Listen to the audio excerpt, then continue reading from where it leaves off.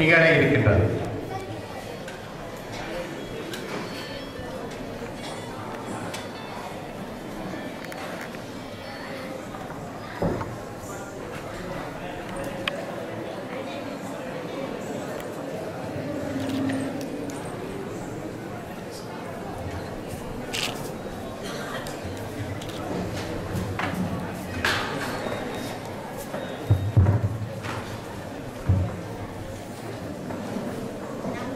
நாயேனை இங்கு ஒரு பொருளாக நயந்து வந்து நீயே நினைவின்றி ஆண்டு கொண்டாய் நின்னை உள்ள வண்ணம் பேயேன் அறிவும் தந்தாய் என்ன பேறு பெற்றேன் தாயே மலைமகளே செங்கன்மார் திரு தங்கைச்சுயே. இன்றைய இந்த சிறப்பு நிகழ்விலே எமது அழைப்பை ஏற்று இங்கே வருகை தந்திருக்கின்ற நெல்லை திருஞான சம்பந்தர் ஆதீனம் 2வது குருமுக சன்னிதானம் ஸ்ரீல ஸ்ரீ சோமசுந்தர தேசிக ஞான சம்பந்த பிரம்மாச்சாரிய சுவாமிகளை பாதார விந்தங்களை பணிந்து வருக வருக என வரவேற்றுக் கொண்டேன்.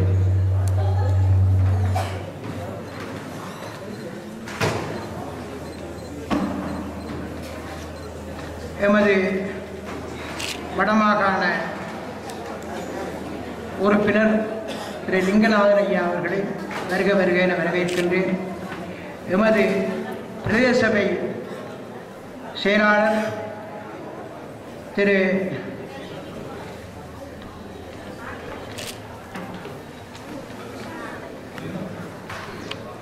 உதயானந்த ராஜா அவர்களையும் வருக வருக என வரவேற்கின்றேன். அடுத்தபடியாக எங்களது அரச முதியோர் இல்ல பணிப்பாளர் கிருபாகரன் அவர்களையும் வருக வருக என வரவேற்கின்றேன். அடுத்து எங்களது மாநில சிவமாநில உறுப்பினர் தலைவர் திரு கலிமுகவரன் ஐயா அவர்களையும் வருக வருக என வரவேற்கின்றேன்.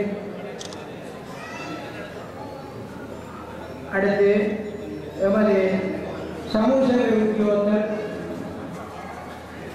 பவனியா அவர்களையும் வருக வருக என வரவேற்கின்றேன். அத்துடன் எமது இந்த சமூக சேவையிலே எங்களுக்கு பக்கத்துணையாக இருந்து அரும்பாடுபடுகின்ற பவனியா ஆலய அறங்காவலர்கள், செயலாளர்கள், தலைவர்கள் அனைவரையும் நான் வருக வருக என வரவேற்கின்றேன். அத்துடன் எமது பவனியா மரண விசாரணை அதிகாரி கிஷோரையா அவர்களையும் வருக வருக என வரவேற்கின்றேன். அடுத்து எமது பவனியாவிலே இருந்து எமக்கு உதவிகள் பல செய்து கொண்டுகின்ற வர்த்தக பெருமக்களையும் நான் வருக வருக என வரவேற்கின்றேன். இந்த விழாவிலே கலந்து கொண்டிருக்கின்ற பெரியவர்களையும் தாய்மார்களையும் குழந்தைகளையும் அனைவரையும் நான் வருக வருக என வரவேற்கின்றேன். இங்கே வருகை தந்திருக்கின்றவர்கள் அநேகமான பேர்கள் குறிப்பிடப்பட வேண்டியவர்கள். அதாவது எங்களது கிளிநொச்சி சிறுவரில் அதாவது கணேசானந்தா ஆசிரமத்தின் செயலாளர் நித்யானந்தன் ஐயா அவர்களையும் வருக வருக என வரவேற்கின்றேன். பொதுவாக அனைவரையும் வரவேற்று எனது இந்த தலைமை உரையையும் தொடர்ந்து செய்ய வேண்டியிருப்பதனால் அனைவரையும் வருக வருக என வரவேற்றுக் கொண்டு எனது உரையை தொடங்குகின்றேன். அதிகமாக உங்களுக்கு தெரியும், இந்த முதியோர் இல்லம் எந்த நிலையிலே ஆரம்பிக்கப்பட்டது என்பது உங்களுக்கு தெரியும். ஒரு இக்கட்டான சூழ்நிலையிலே மே மாதம் 2009ஆம் ஆண்டு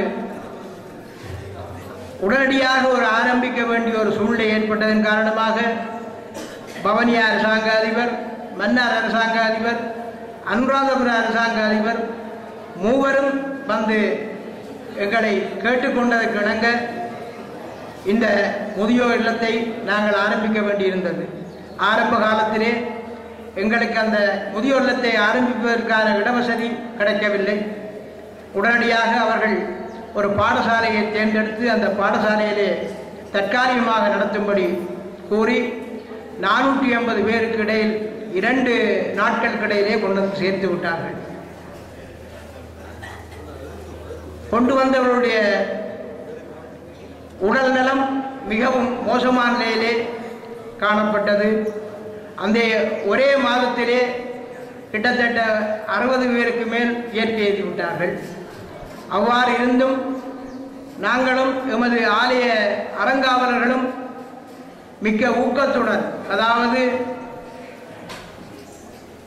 நாங்கள் இனிமேல் பின்னோக்கக்கூடாது, எடுத்த பாதையை எவ்வாறு கஷ்டப்பட்டாலும் அதை செய்து முடிக்க வேண்டும் என்ற ஒரு சூழ்நிலையிலே பூரண ஒத்துழைப்பு வழங்கினார்கள்.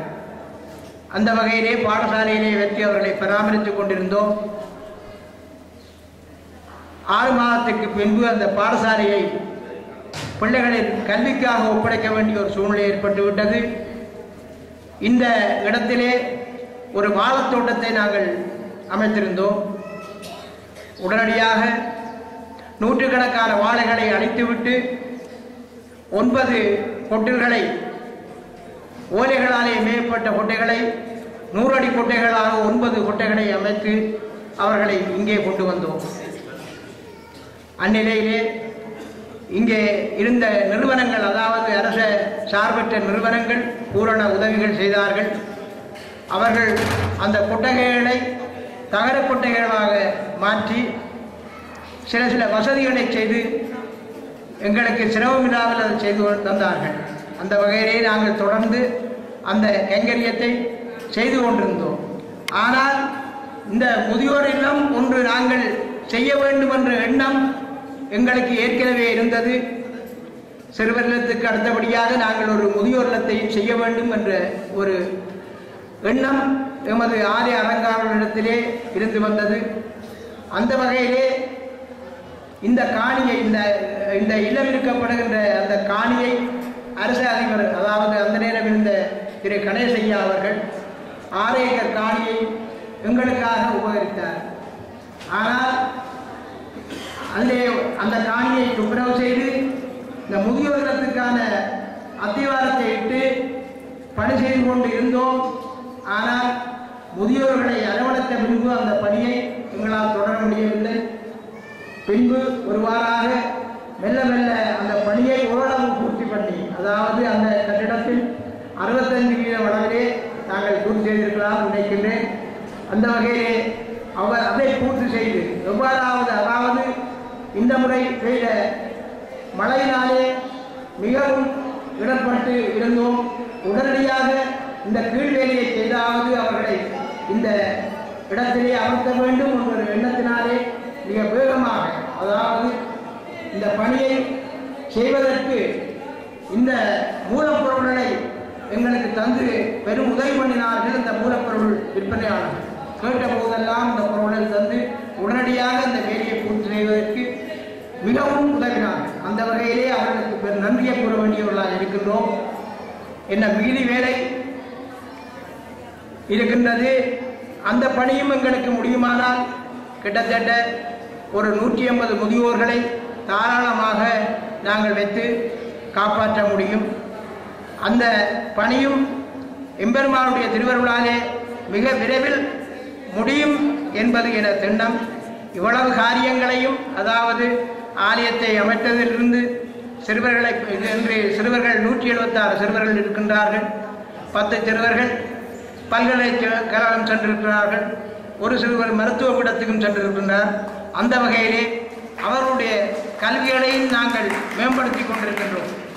இந்த ஆண்டும் 2 மாணவர்கள் பல்கலைக்கழகம் செல்லக்கூடிய வாய்ப்பு அவர்களுக்கு கிடைக்கும் என்று எண்ணுகின்றோம்.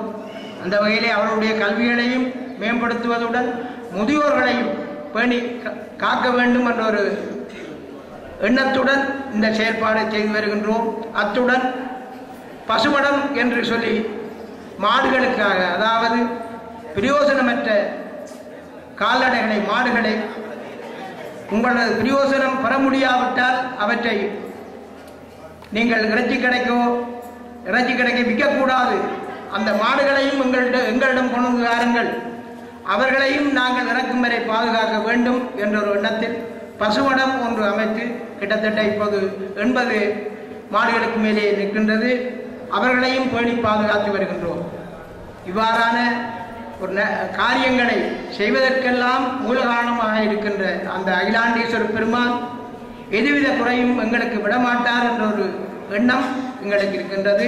தொடர்ந்து என்னென்ன பணிகள் செய்ய வேண்டுமோ சமூகத்துக்கு அந்த பணிகளை நாங்கள் முன்னெடுத்து செய்வதற்கு தயாராக இருக்கின்றோம். எங்களுடைய அறங்காவலர்களுக்கு பூரண ஆயுஷை, அதாவது அவர்கள் மீண்டும் எங்களுடன் பூரணமாக ஒத்துழைக்கிற வல்லமையை கொடுக்க வேண்டும் என்று இந்நேரம் எம்பெருமானை வேண்டி இங்கே வருகின்ற அனைவருக்கும் எனது நன்றியை தெரிவித்து இனி நடக்கப்பெறுகின்ற நிகழ்வை தொடரும்படி மிக தாழ்மையாக கேட்டுக்கொள்கின்றேன். தலைமை உரையையும் வரவேற்புரையையும் இணைந்து